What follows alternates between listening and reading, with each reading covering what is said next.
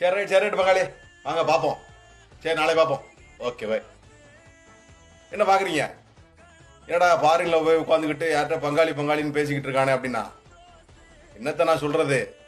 ஊர்ல பங்காளி மாமன் மச்சான் நம்ம ஊர்ல நிறைய எல்லாட்டையும் பழகுவோம். அந்த காலத்துல எல்லாம், அந்த காலத்துல என்ன சொல்றது, அந்த காலங்கிறது இப்பதான் 2-3 வருஷத்துக்கு முன்னாடி எல்லாம் பழகணும். மச்சான் வாங்க, பங்காளி வாங்க, அது வாங்க இது வாங்கன்னு சொல்லிட்டு கூப்பிட்டோம்னா வாயா வாயா, ஒரு வீடு ஊர்ல ஒரு விசேஷம், வீட்டுல ஒரு விசேஷம் அப்படின்னா என்ன இருக்கா, எத்தனை மணிக்கு, இங்க, அது முதல்ல ஒரு கேள்வி.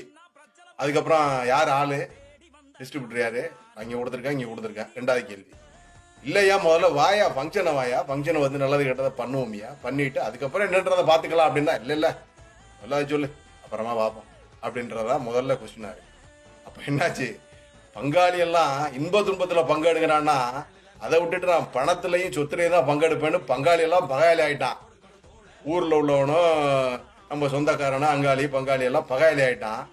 எங்கேயோ ஒரு ஊரில் பிறந்து படிக்கிற இடத்துல வளர்ந்து திருமணம் வேளாகிற இடத்துல உள்ளதெல்லாம் நண்பனா வந்து அவன் நம்மளோட இன்ப துன்பத்தில் ஷேர் பண்ணிட்டதுனால நண்பனா உள்ளவெல்லாம் பங்காளியா மாறிட்டான். என்ன நான் சொல்றது, உலகத்தோட நிலைமை இந்த லெவலில் போயிட்டு இருக்கு. அதுவும் ரொம்ப மோசமா போயிட்டு இருக்கு எங்க ஏரியால. நன்றி.